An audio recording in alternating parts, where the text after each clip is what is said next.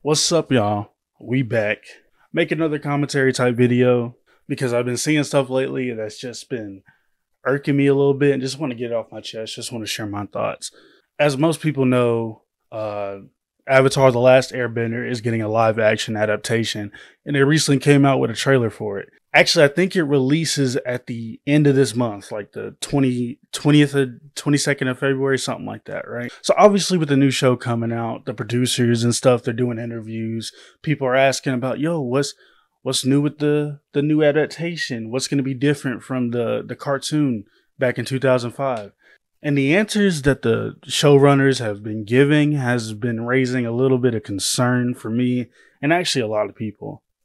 Like with every passing day, there's something else that they're throwing out here that just like is just a red flag to me.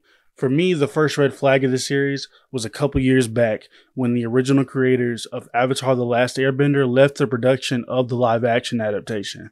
And when asked, they said something along the lines of they just couldn't find any compromise or something like that.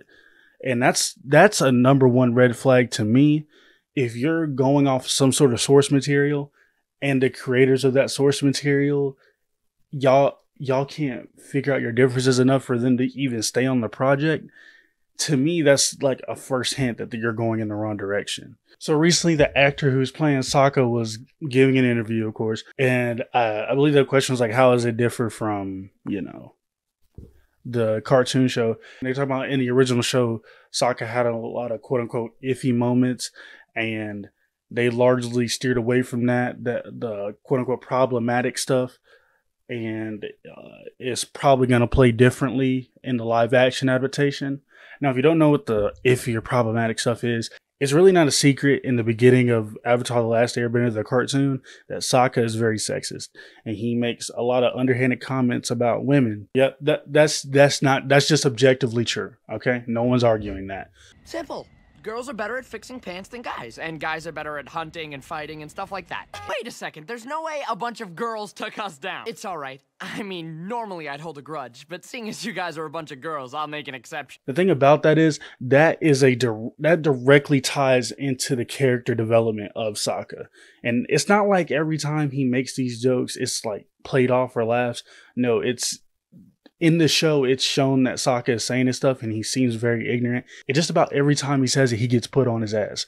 So, like, it is very big character development for Sokka for him to see women as an equal. Like, Sokka has whole, like, plot lines revolved around how he views women as less than.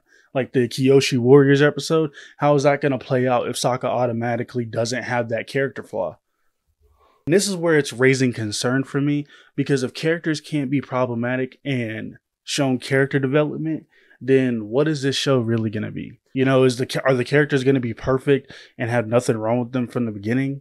That's not what the original show was all about. It's about, like, every character develops through the show. But if they all have all the character traits that they have at the end, at the beginning, then what's the point? Now, I'm not one of those people who are like, oh, every joke that was ever made in the past before is completely funny. None of them are ever problematic, and we should keep them in forever. I understand that sometimes you adapt something that was made in a time where certain stuff was more acceptable to say.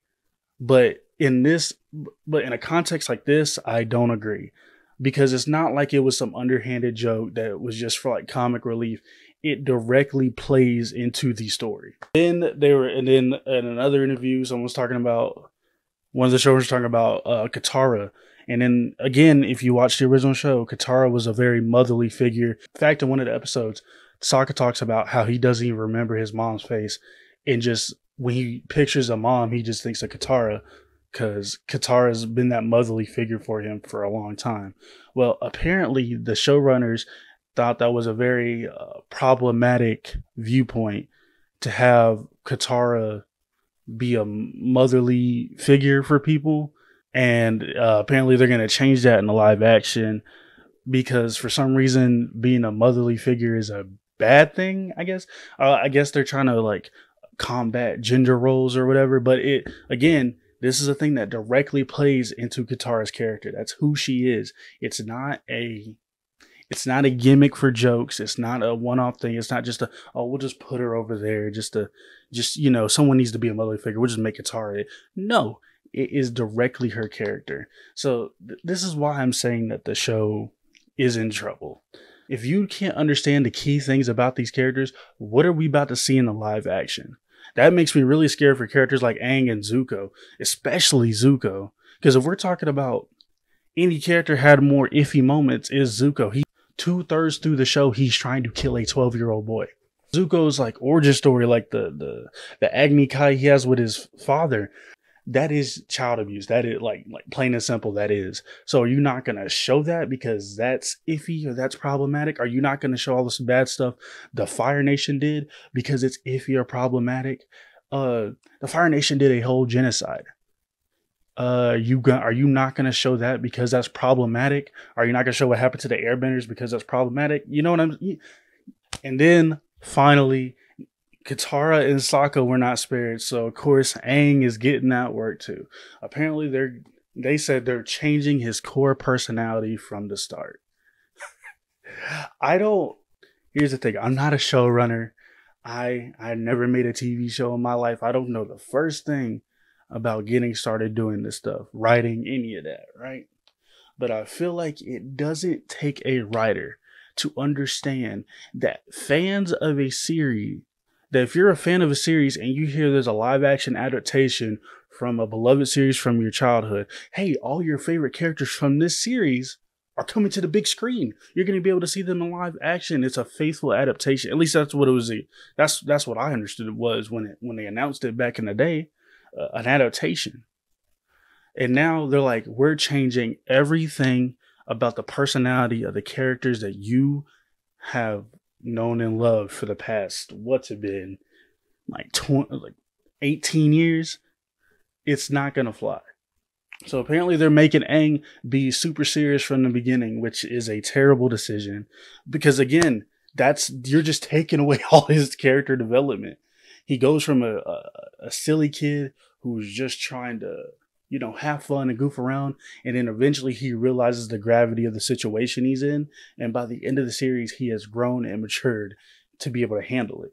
And you would think that Netflix, who is notorious for making bad live action adaptations time after time again, with the one exception being One Piece, and One Piece is good because it still has the spirit of the original show, and you would think after fail after fail after fail for not sticking to the source material, the one time they do stick to the source material and it's critically acclaimed, you'd think they would keep that going, but apparently not. So just be warned, if you're excited for the Last Airbender show, I mean, more power to you. Who am I to say what you can and cannot be excited to watch? But no, it's not going to be like the TV show you saw in 2005.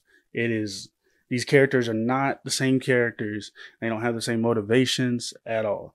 And the showrunners have announced that they seem to be like proud of it to a degree. Yeah, I'm going to be honest. I'm not excited to see this show anymore. I still might give it a chance and watch it, but for the most part, it's just like seeing stuff like this. It just took the wind out of my sails for this show. Yeah.